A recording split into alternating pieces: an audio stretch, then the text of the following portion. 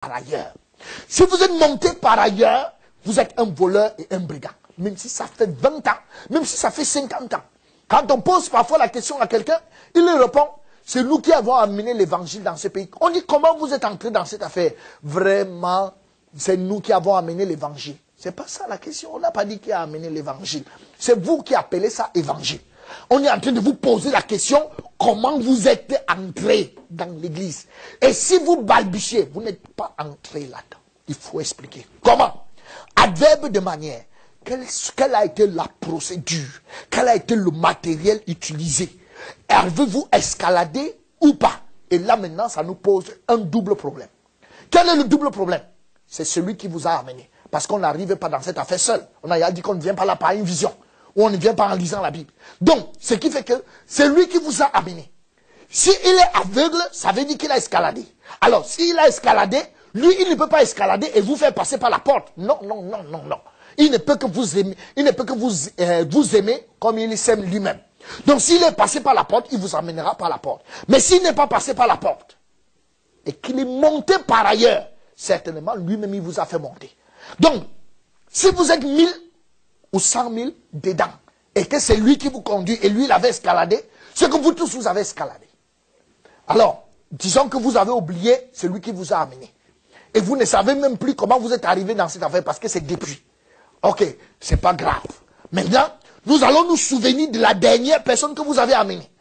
En regardant comment vous l'avez amené, vous pouvez expliquer. Vous utilisez quel matériel? Vous faites entrer les gens comment dans cette affaire? Donc, d'une manière ou d'une autre, si vous êtes aveugle, si vous-même vous avez escaladé, automatiquement vous allez faire escalader. Alors, soyons courageux et affrontons. La manière dont vous dites que vous êtes arrivé dans l'église, qui est arrivé dans la Bible de la même manière, je ne dis pas dans les autres églises. Je ne suis pas en train de demander des églises de renom, ou bien des religions de renom. Je demande en ce qui concerne la Bible. La Bible, quand vous dites que vous êtes né de nouveau, qui est né de nouveau comme vous? C'est-à-dire, c'est la manière dont vous expliquez.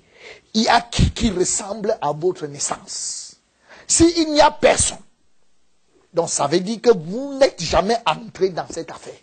Vous ne pouvez pas commencer à interpréter les Écritures, à expliquer les Écritures et à réunir les gens, alors que vous n'avez aucun exemple dans la Bible qui appuie la manière dont vous êtes né de nouveau. Donc, s'il n'y a pas d'exemple, vous allez en enfer, qui que vous soyez.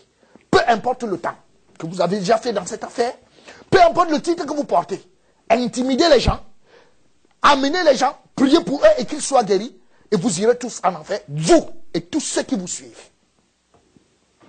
Revenons sur le texte. Examinons donc. Genèse chapitre 2, 17, nous l'avons déjà lu. Mais tu ne mangeras pas de l'arbre de la connaissance du bien ou du mal, et car le jour où tu en mangeras, tu mourras. Et nous savons que dans le jardin d'Éden, nous l'avons dit, l'homme est mort. Spirituellement mort, comme celui que nous voyons. Alors il est spirituellement séparé de Dieu. Dans le jardin d'Éden, quand l'homme est mort spirituellement, Dieu s'est retiré. Et il y a une barrière qui est le péché entre Dieu et l'homme. Et c'est pour ça qu'il a dit dans Isaïe 59, verset 2. Non, la main de l'Éternel n'est pas très courte pour sauver, ni son oreille trop dure pour entendre. Mais ce sont vos péchés qui mettent une barrière entre vous et votre Dieu. Donc maintenant, nous avons ici, s'il y a une barrière, tu es resté dans le royaume de Satan. Et tu n'es pas dans le royaume de Dieu. Et tous les enfants que tu fais, si tu es aux États-Unis, tous les enfants que tu fais ont la nationalité américaine. Donc, si tu es dans le royaume de Satan, tous les enfants que tu fais ont la même nationalité que Satan. Comment tu as fait pour te déplacer de ce royaume à celui-ci? Alors, maintenant, nous avons beaucoup de personnes qui se tiennent sur ces versets et ils disent, j'ai reçu le Seigneur comme mon Seigneur et Sauveur personnel. Lisons en se tenant sur Jean, chapitre 1, verset 12. Mais à tous ceux qui l'ont reçu, à ceux qui croient en son nom, elle a donné le pouvoir de devenir enfants de Dieu. Lesquels sont nés? S'il vous plaît, il y a une virgule. Lesquels sont nés? Alors, quand nous lisons ce texte, reçu n'est pas une action que quelqu'un doit mener. Reçu est une réaction face à quelque chose qui s'est passé. Je donne un petit exemple. Ça, c'est ma Bible. Et si vous êtes devant moi et vous n'avez pas de Bible, Je peux vous donner ma Bible. Mais vous ne pouvez pas prier pour enlever ma Bible entre vos mains et qu'elle devienne la vôtre. Non. Si je prends ma Bible et je vous la donne, ça veut dire vous avez reçu ma Bible. Et alors la seule chose que vous allez me dire, c'est merci. Vous n'allez pas, je ne peux pas vous donner ma Bible et puis vous fermez les yeux et vous dites, maintenant je reçois la Bible. Non, non, non, non, non, soyons sérieux. Donc si je vous donne ma Bible, vous dites merci. Et vous allez recevoir ma Bible parce que je vous ai donné. Et si je ne vous ai rien donné, même si vous priez pour la recevoir, vous n'avez rien reçu. Donc, reçu n'est pas une action. Reçu est une réaction. C'est pour ça que Matthieu 13, verset 23, donne une explication du mot recevoir. Il dit, celui qui a reçu la sémence dans la bonne terre, ce n'est pas celui qui prie, mais c'est celui qui entend la parole et la comprend. Il porte du fruit. On n'a pas dit qu'il entend, il comprend et il prie. Non. Il entend et il comprend. Il entend quoi et il comprend quoi? Je reviendrai là-dessus. Il nous dit également dans Jacques chapitre 1 verset 21, c'est pourquoi, rejetant toute souillure et tout excès de malice, recevez avec douceur la parole qui a été plantée en vous et qui peut sauver vos âmes. La parole doit avoir été plantée. Si ça a été planté, vous avez reçu. Si ça n'a pas été planté, vous n'avez rien reçu. Et ceux qui ont reçu, ce n'est pas des gens qui ont prié, mais ce sont des gens qui ont reçu la parole qui a été plantée. Donc, et nous continuons dans Jean chapitre 1 verset 12. Mais à tous ceux qui l'ont reçu, à ceux qui croient en son nom, elle a donné le pouvoir de devenir enfants de Dieu, lesquels sont nés, virgule, non du sang, ni de la volonté de la chair, ni de la volonté de l'homme, mais de Dieu. Là, nous avons une autre explication. Lesquels sont nés. Une phrase française commence par une majuscule et se termine par un point. Donc, la phrase ne s'arrête pas à tous ceux qui sont nés, à lesquels sont nés, mais la phrase continue jusqu'à Dieu.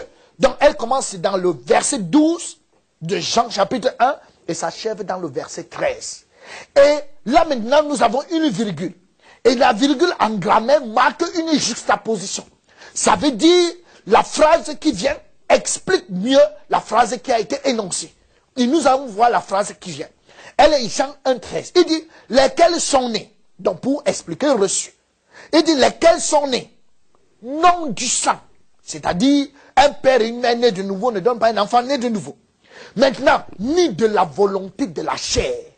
La chair, la volonté de la chair, c'est quoi? Si un homme est mort spirituellement, il ne lui reste plus que la chair.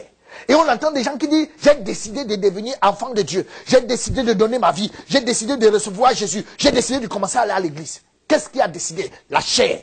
Et si vous l'avez fait, vous n'êtes jamais né de nouveau. Et vous allez droit en enfer, qui que vous soyez. Depuis que vous l'avez fait, vous êtes bon pour l'enfer. Ni de la volonté de l'homme. Je vois parfois des personnes qui parlent pendant une heure et appellent un individu. Est-ce qu'il y a quelqu'un ici qui veut devenir enfant de Dieu? Donc lui, il demande s'il y a quelqu'un qui veut devenir enfant de Dieu. Et il y a des gars qui répondent, moi je veux. Alors quand il dit moi je veux, c'est clair qu'il n'est pas encore né de nouveau. Donc on lui dit lève-toi. Et il se lève. Parce qu'il veut naître de nouveau, on dit qu'on doit l'aider. Maintenant, on lui dit avance. Et il avance. Jusque-là, il n'est pas né.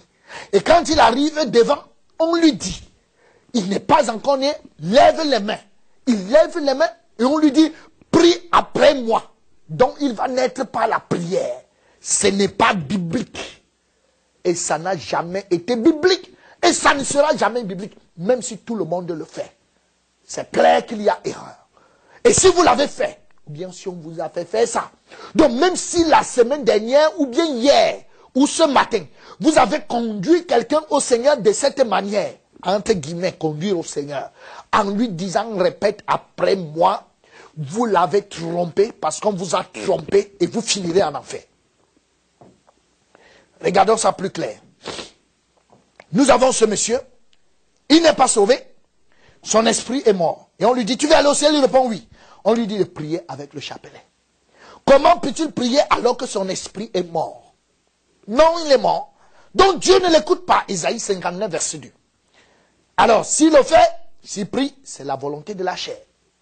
Nous avons un deuxième exemple, le même monsieur, et on lui dit, tu veux aller au ciel?